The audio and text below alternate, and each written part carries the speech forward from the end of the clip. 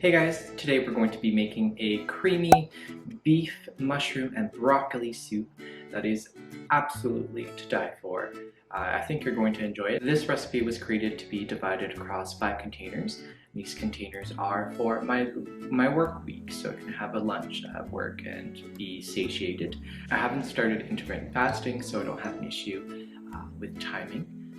Each tub is going to be about 5 net carbs. It's going to be 43 grams of protein. It's going to be 30 grams of fat and 460 calories. And these are rough estimates because we can't technically accurately determine how much fluid is in each of the containers and how much beef is in each and how much broccoli is in each. You could technically weigh out and portion them out if you wanted to do that or spend the time to do that. I do not, and most of you don't, I would imagine, because we're using an Instapot to do our work, and it's going to be much more easy and less of a hassle to do it than on a stovetop.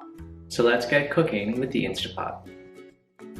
So we've set the Instapot to the saute setting, and we're just going to swish around about 2.5 tablespoons of butter. You can put more or less depending on your preference.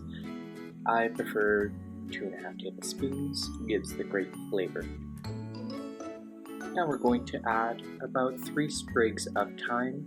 You can use dried thyme if you'd like. It all depends on preference. I grow this on my windowsill because I prefer fresh thyme.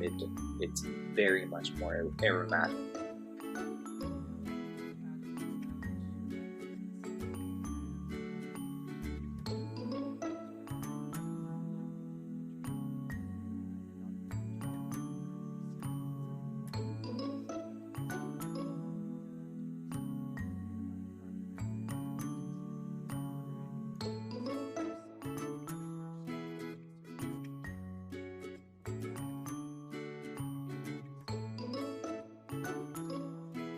We're going to come back to it to give it a little stir so that we can get all of the seasonings over the meat.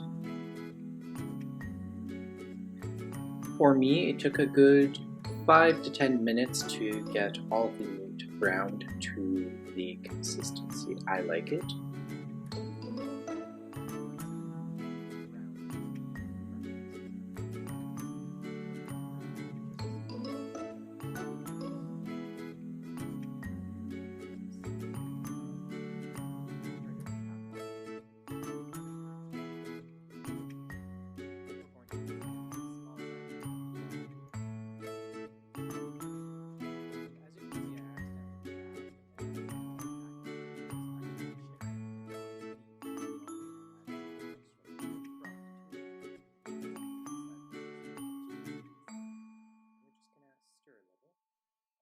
The reason why we're putting a small amount of veggies in here is we want to put all of the veggies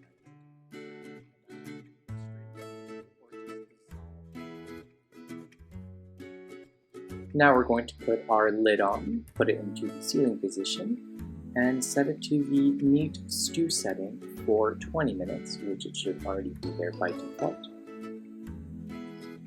20 minutes have passed and we did a quick release on the Instapot. The pin dropped down, so it is now safe to remove the covering. The meat has cooked, and as you can see, the mushrooms are still intact, but the broccoli has pretty much dissolved, which is what we anticipated. That's why we didn't put all the broccoli inside. We just want the broth to have a good amount of flavor to it. So right now I'm just transferring the beef over to another container for beef mushrooms, because we're going to use this broth, essentially, or this bouillon, if you want to call it that. And we're going to cook our veggies and also start making the base of our sauce. We are now going to dump in our cream cheese. I just cut it into small slices. It's easier for it to dissolve. We're going to put 1 cup of heavy whipping cream. Give it a little stir. Put in our mushrooms, which is 217 grams.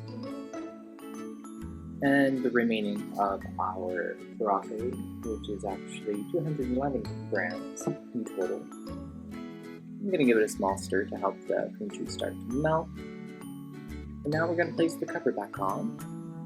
And if I can get it back on, place it in the sealing position and place it on high pressure for 1 to 3 minutes. 1 minute your broccoli will be crispy, 3 minutes it will be soft. 3 minutes have passed, we did a quick release, and now we can open up our Instapot. I'm going to place an equal amount of beef and the vegetable mix into 5 containers. This is for my work lunches this week. Of course, I'm going to do a couple other things. Total carbs for each of these containers is supposed to be 5 net grams of carbs. Of course, it's a little bit more difficult to exactly tell how many carbs each container has because of the varying amounts of stock and broccoli. I would have to place each piece one by one, and I don't feel like doing that. I've put all of my delicious creamy sauce into a container, and I'm going to divide it equally across the 5 other containers I've prepared. And once these are all cooled, and I'll be able to put it in the freezer, pop one out the night before for my lunch, defrost it in my fridge, and it'll do its final defrost inside of my lunch bag, and I'll be ready to eat at work. I hope you enjoyed this video. Please like, comment, especially comment if you tried the recipe and you love it. I know I love it. I make it quite often, actually, at least twice a month. And I'm thinking about doing more often and freezing more portions so that I can have some on emergency days if ever I really don't feel like cooking at the end of the day. Anywho, so please like, comment, subscribe, and keep following me on my keto journey.